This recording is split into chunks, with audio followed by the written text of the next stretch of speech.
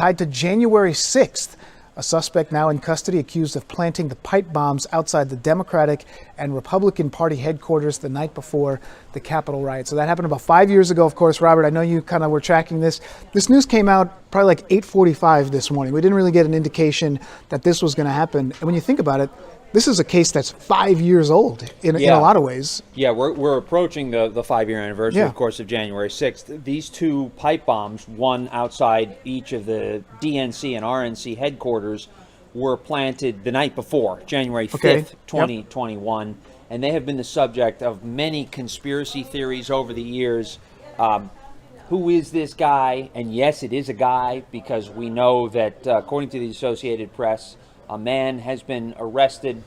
Still don't know what charges he will face, but you can see him in this surveillance video from the night of January 5th. And we don't know his identity yet. Correct. They haven't released his name yet. So what was one of the more interesting things here, of course, January 6th, that sort of elicits all kinds of emotions on either sides of the political aisle.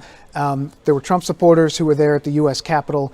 All those arrests that followed, some of the controversy that followed, the pardoning of many of the people who were arrested that day. So you really took a side on that day, Democrat or Republican. But what's interesting about this, when it comes to the bombing and the two pipe bombs, they were placed outside both the Democratic and the Republican headquarters, which always seemed like it was unique because there wasn't sort of like a side being taken here. Well, I think that's part of the reason why there's been so much guessing going on. And the current Deputy FBI Director, Dan Bongino, so before he took office, he said, he's a well-known kind of right-wing podcaster before he took office, and he called this an inside job and a massive cover-up. Well, fast forward to when he did assume office, when he became the Deputy Director of the FBI, he said, and I'm paraphrasing a bit here, but he said that we're redoubling our efforts to solve this case, to track this person down.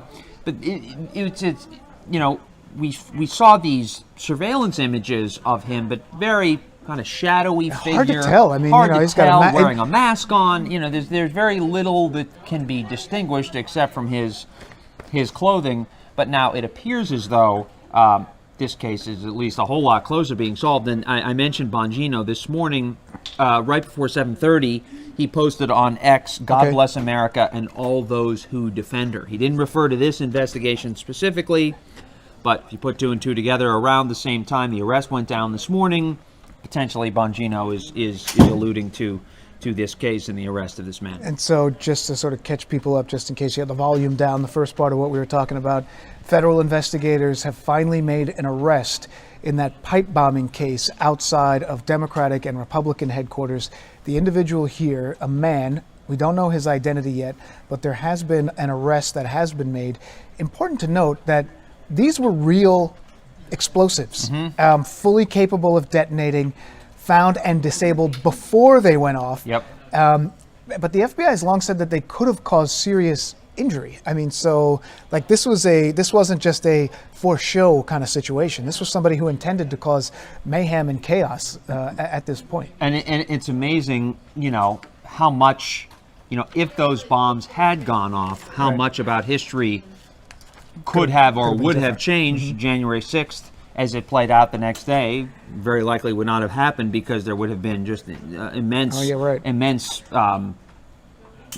security, and reaction to this, scrutiny, reaction, the whole thing. So the fact that these didn't go off, perhaps changed the course of history. 5 years ago, this January, it was an unsolved crime, mystery, sort of separate from what happened on January 6th, because some of the early reports say this person may have had some kind of anarchist views, and so in some sense, you're not really taking a side at all in that particular case.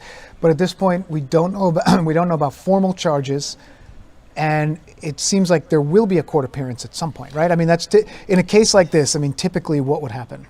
Right. So in a case like this, we'd see. I would assume we'd see an indictment at some point later on today. He would make his first court appearance later today, maybe tomorrow. These things have to happen in a timely fashion. And then, of course, when we learn his identity, we will be digging into his past, who he is, any political motivations. Is he right-leaning, left-leaning. There are anarchists on both sides, so we can't draw any conclusion from the act itself, and especially as you rightly point out, confounding this mystery is the fact that he placed a bomb outside the headquarters of both major parties. And how they were able to identify him is still a real mystery. Was it an article of clothing? Maybe was it the sneakers? Was it the specific hoodie that he was wearing? Were there fingerprints that they eventually tracked him back to? Maybe DNA that they were able to sort of finally get off of there? We don't know that yet. And then I think that would also help to answer one of the other big questions. Was this somebody who was acting alone? Right. And then the other thing they can do, not only look at him, but also when you, and again, I'm kind of surmising from past cases, past pipe bomb cases, but they clearly will have looked at the materials that he used, trace them, can they trace them back to a specific store, look at the surveillance video in that store, look at past receipts from that specific day in a store. Could be unique bomb-making material, right? And maybe it took a while to link back to it. But either way, a lot of people have seen those images. It's sort of the case has kind of gone in and out of the headlines over the last few years when they put up this big reward. But now they have made an arrest in this case. The news came down just about 8:30 this morning. 10 o'clock now. We've got the first little bits of information.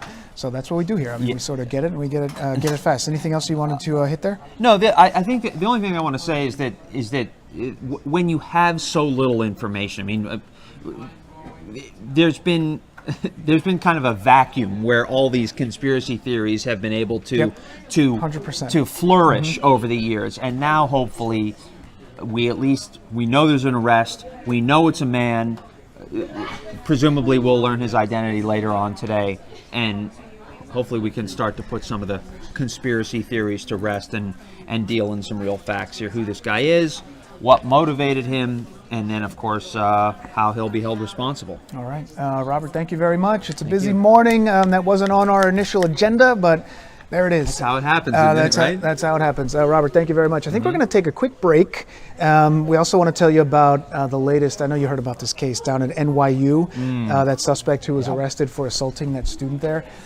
So we'll take a look at that. We could probably bring up Live View 4 again too, Tyler, Input 1, which is what's going to be happening down there on the steps of City Hall, which is a rally by people who are or were homeless, who were swept off the streets in those sweeps carried out by the Adams administration. They're talking about what they would like to see done differently in the future. So it's a very important issue, of course, here in the city, especially as the weather gets colder. So we're going to check in with that as it happens. So we're going to take a quick break and we'll be right back.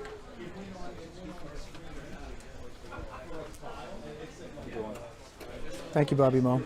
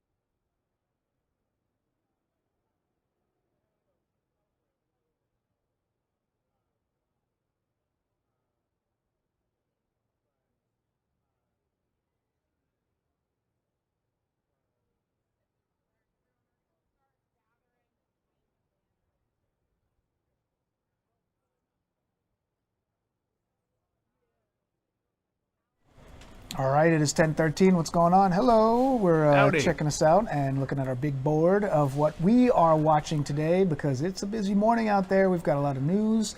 We've got some things happening down in D.C. and we've got Mr. Mike Woods because Mike, I felt like today, wasn't really so bad. Like I felt like it was windy the last couple days. Today I walked outside and even though it was cold, I kind of was like, I'm okay. You're getting used to it. I think you're getting used to it. We're getting a little callous exactly. for the weather, for the winter. Body's prepped up for winter, exactly. Okay. You're in full winter mode. You probably didn't even use the seat heater. No, I use the seat. No. Let's not go crazy, tough. Mike. Let's not go crazy. I got the seat warmers on. And we're blasting it. So are we going to get blasted? But it sounds like we're going to get blasted with a little bit more of a winter weather situation in the next couple days. Arctic blast is coming through even as we speak here, Dan. So it's an interesting day. It started off nice and sunny this morning, a little chilly, but now that cold air is coming. Look at those lows tonight there for the forecast lows. That's the city, 21 for us here in the city. You start Does it going say out. 3? What yes. is that? 3 degrees? In Monticello. Oh, I got your attention, see? They got that fun racetrack. Have you ever been to the Monticello racetrack? I have not been to the Monticello. I didn't even know there was a racetrack there. I have to get out. I know there's one in the Poconos. I know there's that Pocono Raceway. Okay. But anyhow, so it looks like the cold air is coming in. The only thing is we could see a few flurries, especially in our northwestern counties out by Monticello. They're a little closer to the front, and plus they're a little higher in elevation, a little more moisture there. So they got like a 20 to 30% chance they'll get some wet snowflakes there. But for the metro areas, it's still a possibility that we'll see a few flakes of snow, but for the most part, it's a dry, cloudy, cold day and windy too. So when we were down at like 31, and it's 20s overnight. Yes. Even though it's been above that for the last couple of days, like at what point do we start to get some sort of freezing on the ponds and sort of on the, sort of like the thin layers of water on the ground? Want to go walk out on it? Yeah, put themselves not in danger? yet, right? I mean, how cold are we going to not. have to get before? Is that like a consistent 20-degree kind of situation? A deep freeze for a while. Now, some of our higher elevations up to the north and west, they're probably going to start seeing that in the next couple of days because they've been below freezing for a little bit longer. So that does start to happen. But I never recommend folks walk on, the ponds, the frozen ponds, because it still could be a very dangerous situation. The rest of us, no, we're not in that deep freeze. We're in the deep freeze for one day because tomorrow your high temp's 31, your low temp's about 20, 21, and so you're in a deep freeze, but it's only for a day, so it's not long enough for that ice to form thick enough to where we're going to have it frozen over. Sometimes we've had situations where, like in the East River and even the Hudson River, it almost freezes up to the point where it looks like you could walk across. Don't do it. Not the case just yet. You're going to have to wait till January, maybe February for that to happen. But we do have that cold blast coming through here. And don't be surprised if you run into a few flurries here in the city. And then tomorrow, it looks like, once again, there's a storm that goes by to the south of us. Okay. But that one tries to, once again, ignite a few showers. It looks like a rain-snow mix. Here it is on the Futurecast right here. See how high pressure comes over us? Yeah. There's that area of low pressure coming through the Carolinas. It tries to give us a few showers. See that right there?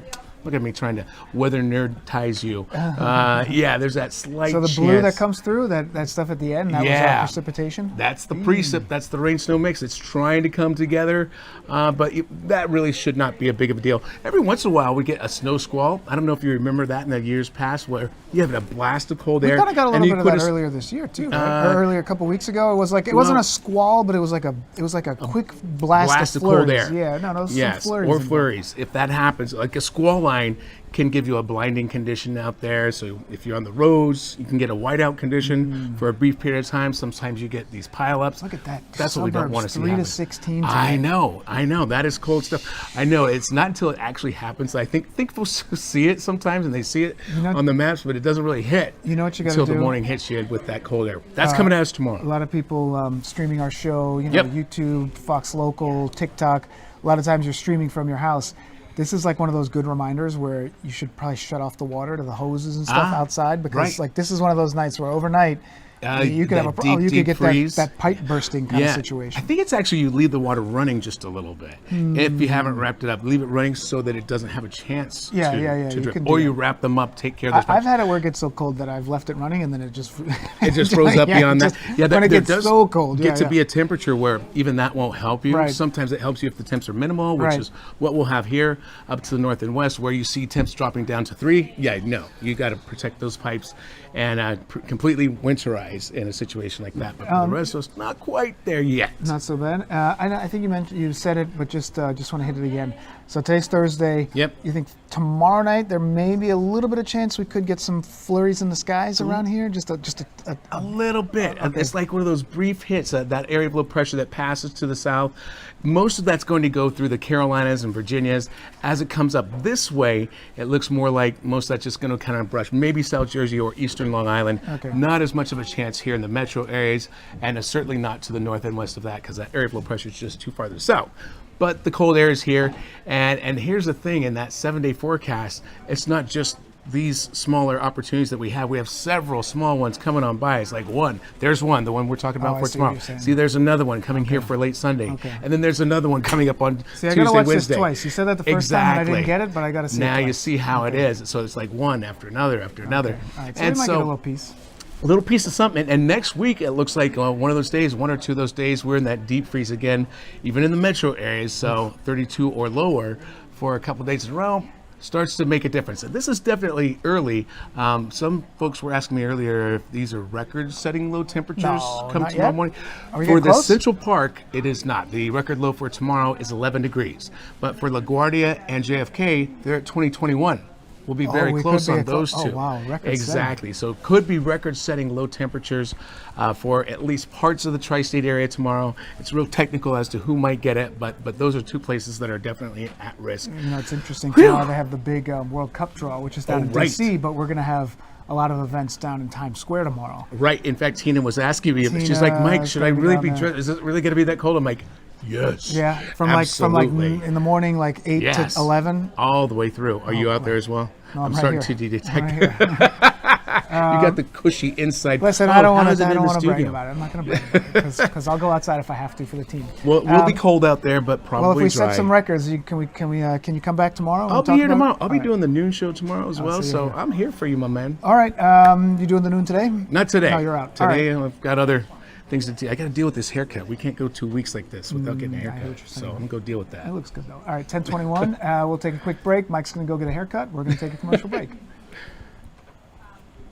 Actually, we don't.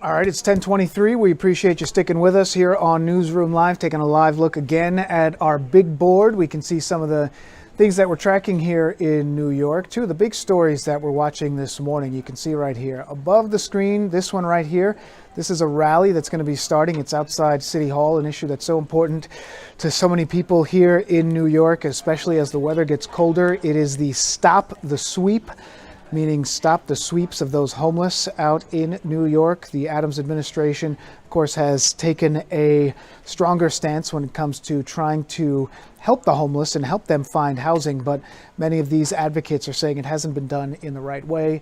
They want to see better housing options. They want them to stop carrying out these sweeps at different locations in the city. So that's what's happening there. It hasn't started yet. When it does, we will get back to it, and we will take it live, because that's one of the benefits here of Newsroom Live. Looks like they're still running some cable there.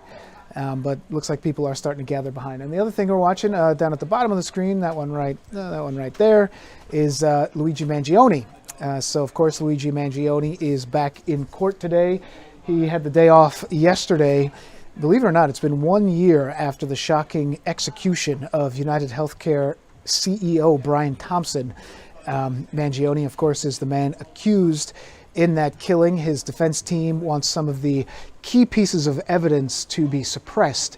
They say that it was obtained in the incorrect manner by those officers who carried out the arrest in Altoona, Pennsylvania.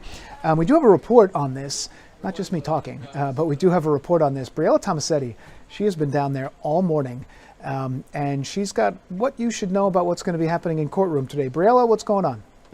Yeah, good morning to you, Dan. So exactly 1 year to the day after prosecutors say 27-year-old Luigi Mangione ambushed and gunned down UnitedHealthcare CEO Brian Thompson in Midtown Manhattan, the 27-year-old is due back in criminal court. Court resumed actually at 9:30 this morning. There were a few supporters that filtered their way in a little bit earlier, but no theatrics today like we were seeing on Monday, on December 1st, where people had shown up in costumes and with posters and signs of that sort. But Mangione has pleaded not guilty to 9 state counts, as well as 4 separate federal charges, which come with the possibility of the death penalty. Before the state trial gets underway, the court must review evidence collection and evaluate Mangione's statements. Earlier this week, Judge Gregory Caro began to hear testimony that will help him decide whether police had a legal right to obtain physical evidence, including a notebook and the gun found in Mangione's backpack.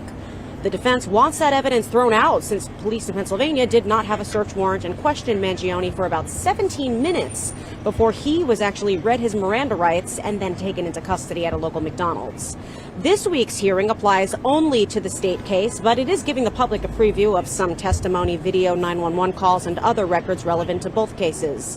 It's not immediately clear what witnesses or evidence will be expected today, but prosecutors may call as many as 28 witnesses altogether. They've maintained that police were justified in searching Mangione's backpack to ensure there's nothing dangerous in there, and said his statements to officers were voluntary and made before he was placed under arrest.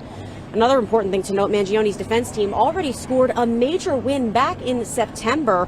This is when the state terrorism charges were thrown out, and lawyers for Mangione also argue that unconstitutional police conduct threatens his right to a fair trial. So when exactly could we expect a ruling? Well, that could happen today, tomorrow, or at some point next week, which could be a little more likely considering there are more witnesses that have to be called up. And this is also something that could come down in written form, Dan, possibly, due to the high-profile nature of the case and public scrutiny. But that's all we have here in Lower Manhattan. We'll send it back to you. All right, Briella, thank you very much. A thorough report on what's happening. And as you can see, as promised, right here, this is the advocacy group that is outside the steps of City Hall. They are calling for an end to those homeless sweeps, the sweeps of homeless people here in New York. They just started. Let's take a listen. And we're going to get down to some serious data now. Because we know for almost the last, 8-9 years, that Stop the Sweeps with the Bill de Blasio administration, Michael Bloomberg, Giuliani, sweeping homeless people off the street. And that ain't right! That ain't right! Hiding people. This system is not working. It's not working. It's not working. And now that we got a new mayor-elect that's coming in, he said it's a new day. A new day. So I'm anticipating that it's a new day also for homeless New Yorkers. Yes. Right. Because sweeping people off the street, throwing away their medical descriptions and all that sort of stuff does not work. It's not working. So now we're going to check out some data. These sweeps cost more than $4.3 million. I'm going to say that again. These sweeps that New York City performed over the years, these sweeps cost more than $4.3 million. You know how many people we could have housed? Yes. Okay? The data also showed the following people who got housed. 0. That ain't right. Shame. People who was offered permanent housing applications, data, 0. People who were offered housing vouchers application data or sweeps, 0. 0 people was offered direct permanent housing placement of data, 0. 0. Nobody got housing. Nobody got housing with this system. You sweeping people off the street. $4.3 million that was spent on this process. Not one homeless New Yorker got housed. And that ain't right. Let that sink in. What's going on? What's going on? It's not working. It's not working. Today we will also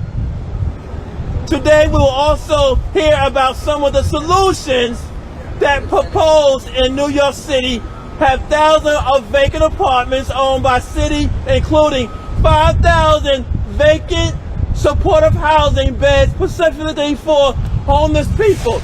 Ladies and gentlemen, we need to investigate that. Nearly 6,000 vacant public housing nature units. Ladies and gentlemen, we need to look into this. Investigate. And right here it says the city controls that could be used to rapidly house street homeless New Yorkers. So ladies and gentlemen, there's a lot on this paper. There's a lot need to be discussed. So I'm gonna stop right here and I'm gonna bring up my colleague Calvin from the Safety Net Group. All right, so we've been listening into this news conference that is taking place down on the steps of City Hall. Those are homeless New Yorkers who slept out overnight protesting the sweeps and the safety net system of the Adams administration. They're saying that there have been more than 13,000 sweeps of homeless people, and they just don't think it's been effective. They actually feel it's been detrimental. I'm sure there will be a response from City Hall at some point today. But for right now, we just have this part of the story. But certainly the Adams administration has made housing a priority. A lot of people disagree with how it's actually played out. So that's what's happening right here. We're going to take a break very quickly. When we come back, we want to show you this dramatic rescue from the NYPD. And we sort of have played parts of it during our regular broadcast. But one of the things here at Newsroom Live is we can bring you things in their entirety. And at Newsroom Live, we can bring you things in a different way that you're only able to hear when you're watching this broadcast. So we'll be right back.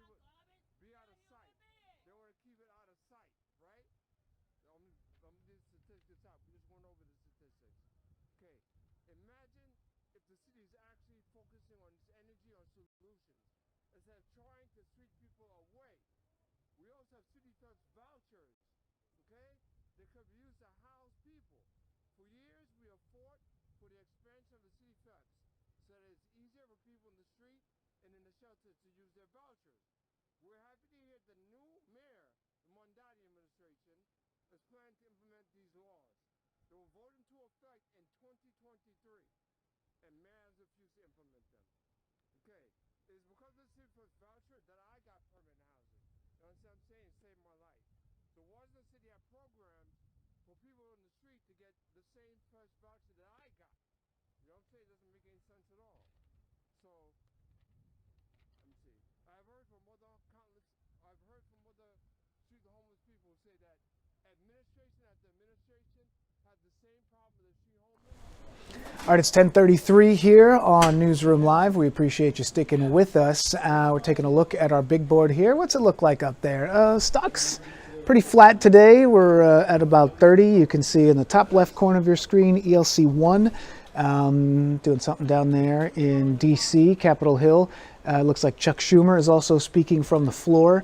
Imagine one of the things that they're talking about today in D.C. are what's happening with those controversies surrounding the bombings and raids of some of the narco terrorists down in the Venezuela, Caribbean area.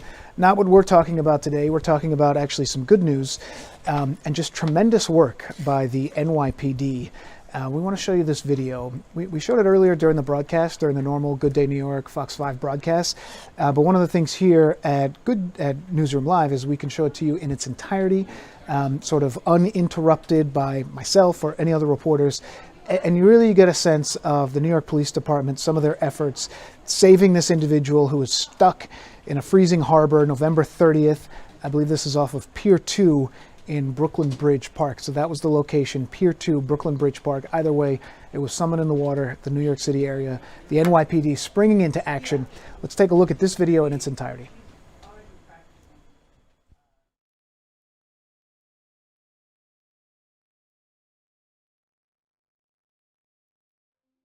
What do you got? What do you got? Where is he? All right.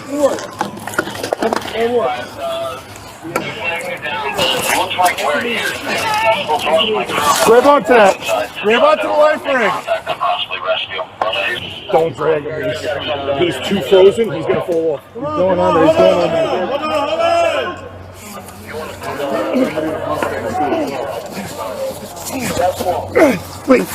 Wait. Ready? 1, 2, 3.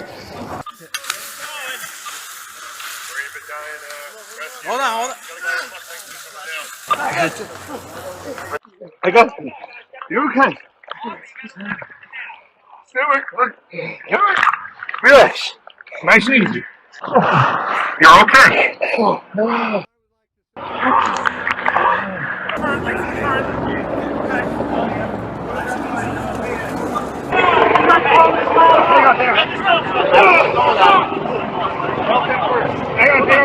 Nice and easy.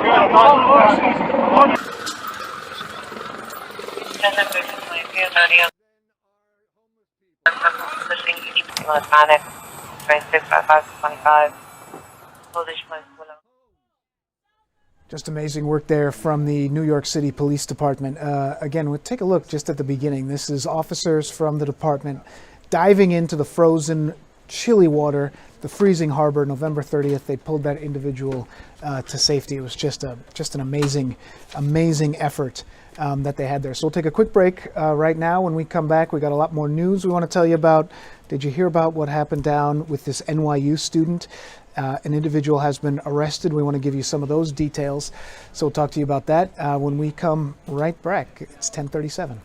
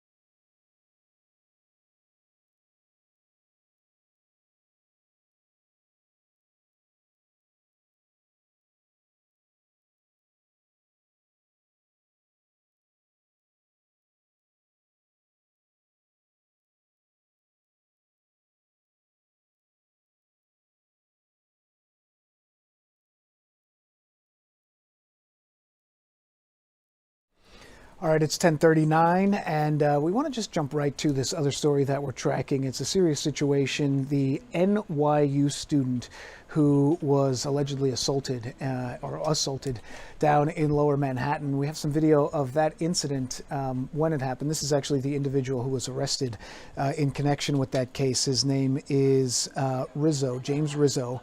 Police say the man accused of attacking that student may have actually targeted other women, including a violent Thanksgiving assault. James Rizzo is that individual's name, allegedly in this video right here.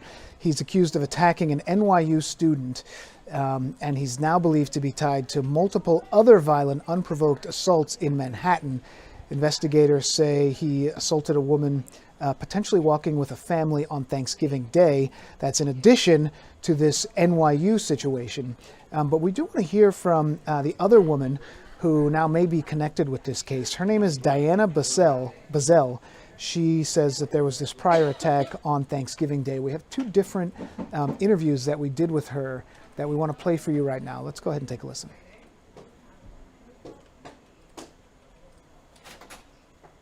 On Thanksgiving, my sister-in-law and I were heading back to her apartment after just enjoying the city for the evening.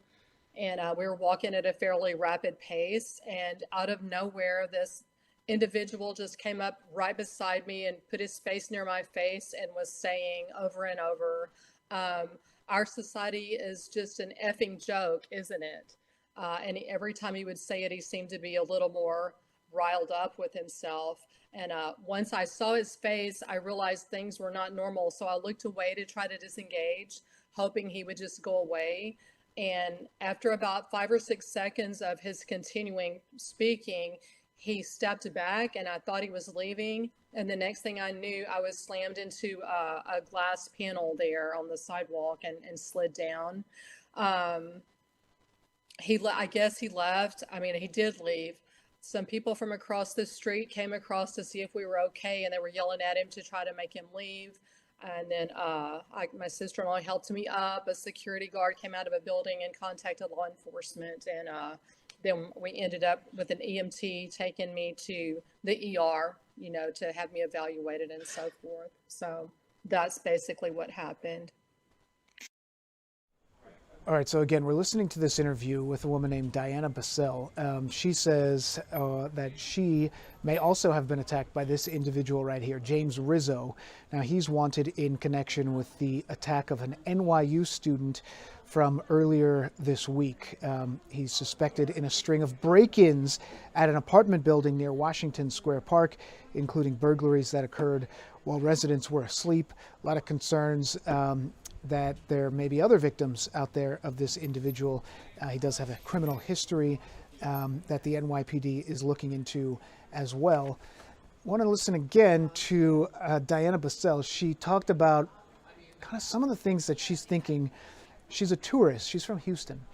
So she's talking a little bit about what she thinks about being in this situation. A lot of people have pointed out, oh, this is a pattern. This is the dangers of New York City these days. And certainly this is a serious situation, certainly something to look at. This is a repeat offender, someone who had recently been released from prison. And so when you talk about that in that context, it can raise larger issues.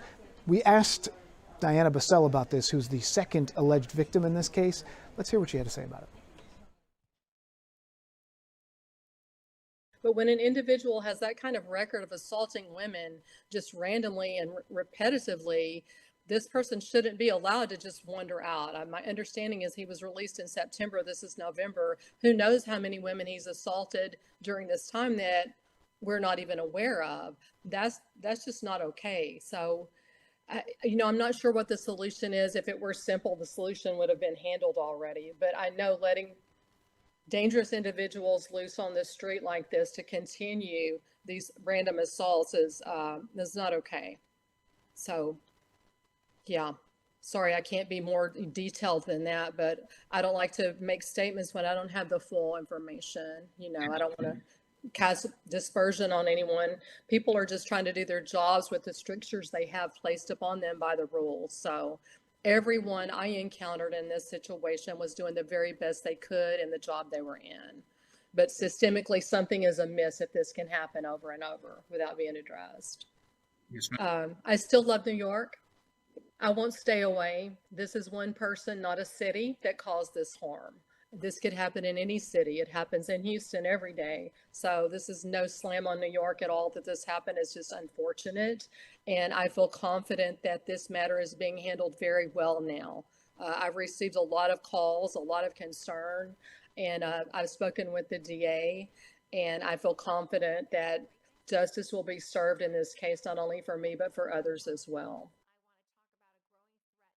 It's Diana Bissell, a second alleged victim in this case involving that, the NYU student who was assaulted down there in Lower Manhattan. The suspect there, James Rizzo.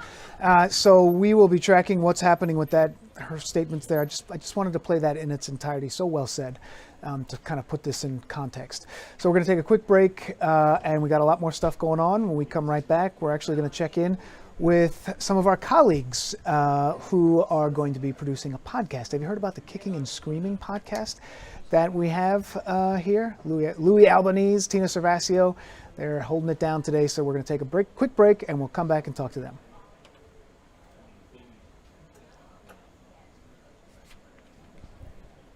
Minutes, 14 left in the show. They should be able to hear you. What's up, guys? Can you hear me? Let me move it so you can hear them. Oh.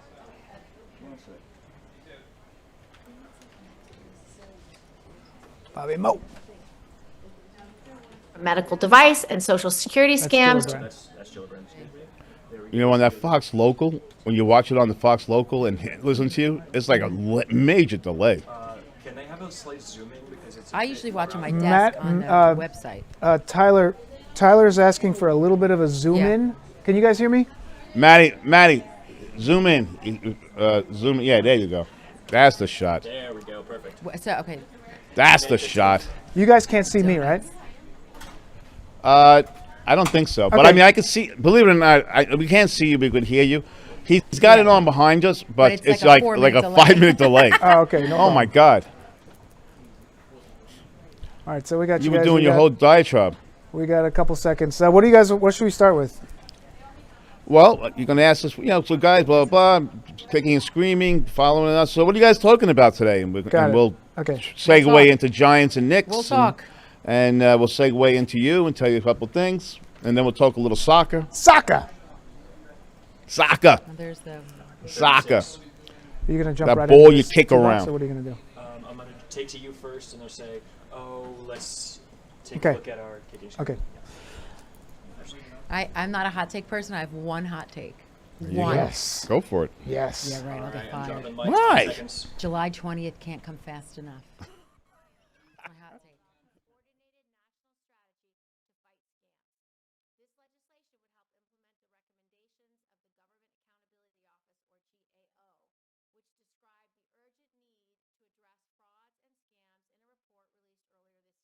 All right, we're back on the air. It is 10:47 here on Newsroom Live. We talked a lot about some of the headlines that are happening around here. We want to check in. We're on the 3rd floor. We want to check in on the 4th floor.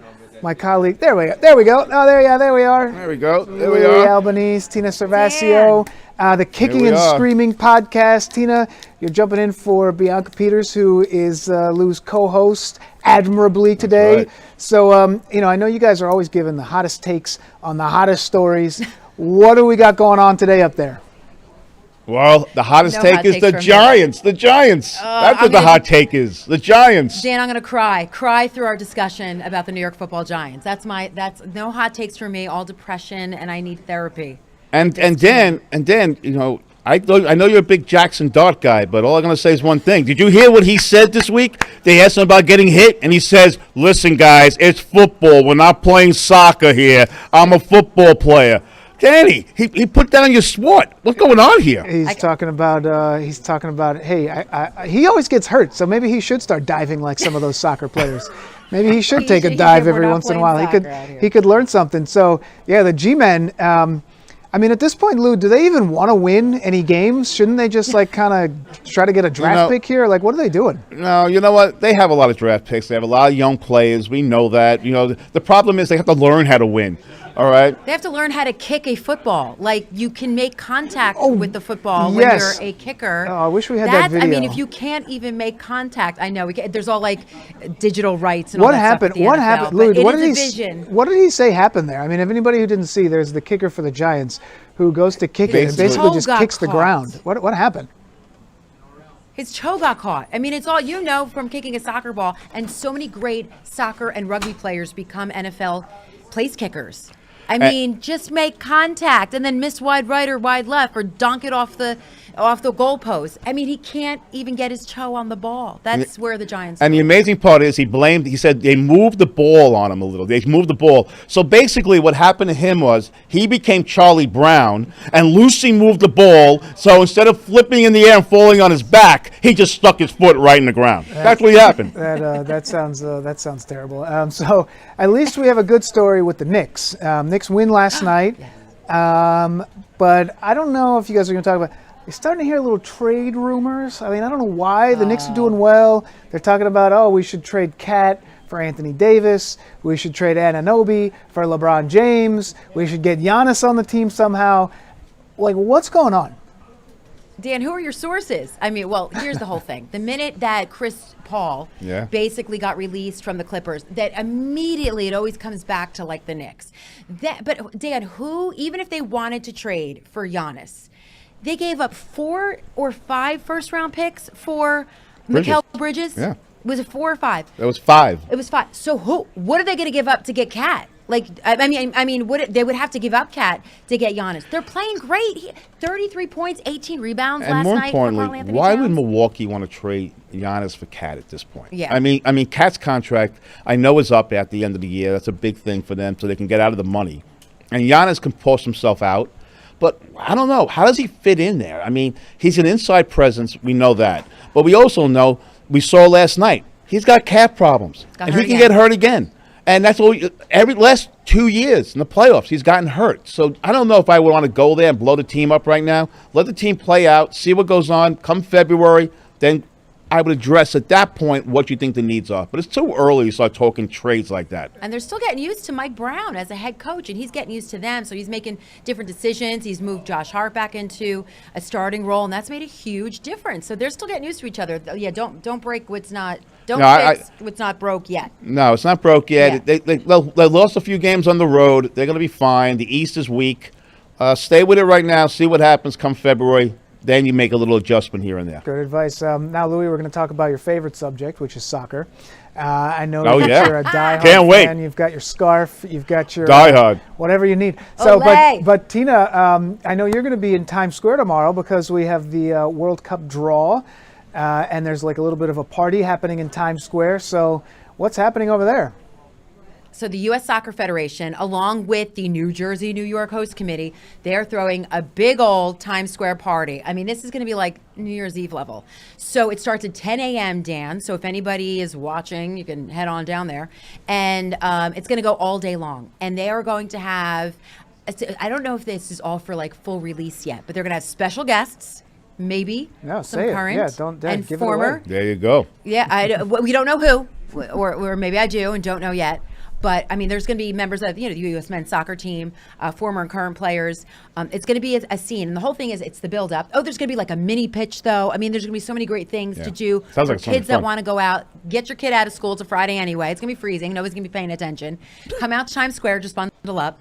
And the whole thing is we're going to count down to the actual draw, which starts at 12 noon. And all of this is going to be broadcast, though, on Fox 5. So if you're home or if you're in your office, you can watch it streaming. You can watch it on your television set. But if you want to go, witness it in person with fans, and then they're going to have analysts on the stage, and they're going to react to who the U.S. plays in the first round of the group stage matches and who is in the U.S.'s group. And I'm dying to see who, like, Dan, the group of death will be. Yeah, like, there's always one. There's always one. Always a great That's group one thing of about the World Cup. There's always a death group. Yeah. It always happens. And hopefully the U.S. will not be thrown in it. Yeah, and where everyone's playing. Yep. And where everyone's going to play those group Who's stage gonna get matches. those tickets out of who's coming MetLife? here. All right, guys, we don't want to give away your whole show. So let's, I know you guys got to get ready. You got 5 minutes. And don't forget, you can watch it on the 11 a.m. Watch it on the Fox local app. We're going to kind of bleed this show right into your show. Yep. So we got the big lead in from you. We'll get it The done. big lead in. But we have donuts, you don't. I know. What do I got? I got this water bottle they gave me 5 years ago for my Christmas present. There Anyway, you go. I appreciate it, Fox News. So let's go ahead and take a break, guys. And when we come right back, we'll be talking about. I see something weird happening on Live View 3. I don't know if you see it up there, Tyler. What are they doing? Are they playing? Are they playing a guitar? Like, what's happening? What's going on here? Is that at the MTA? We're gonna check in with that.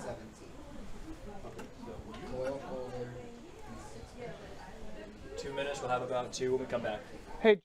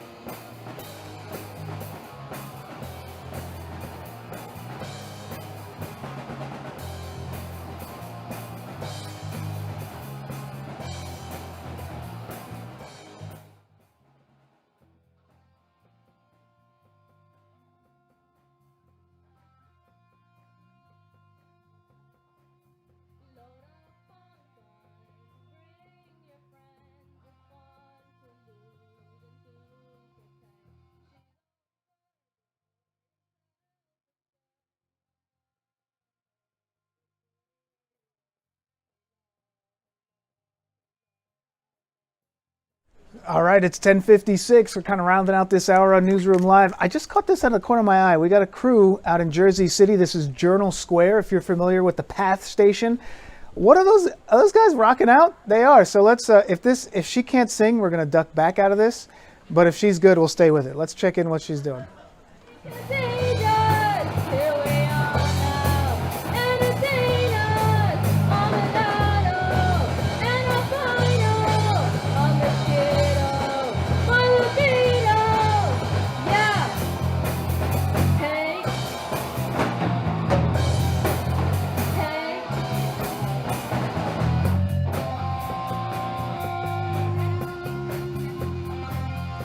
All right, she was rocking out a little Nirvana there. You know what? She's doing her best. We love to see it. So what's going on out there at the PATH station, Journal Square in Jersey City? It looks like the PATH train is introducing reloadable tap cards. There's a new physical fare option, MetroCard sales and refills. Just in case you didn't know, they end on December 31st. They got that big old vending machines that they're going to have. They're going to offer a simplified interface and large touch screens, intuitive menus, making it easier to buy and reload, including cash. I'm going to be honest with you, I'm reading that right off a press release. You know, if you ride the PATH train, you know it gets a little jammed up there in the morning, right? So if you're riding that PATH train and you start in Journal Square, you might get your seat. But if you're picking it up kind of a little closer to the water down there in Jersey City, it gets a little crowded. So best of luck out there. Maybe you get your new Metro cards, you do your thing. They're rocking out there this morning, so we can guess we can just sort of stay with them. We love to see it. You've been watching Newsroom Live. Stick with us in just a few minutes. We got Kickin' and Screamin' coming up.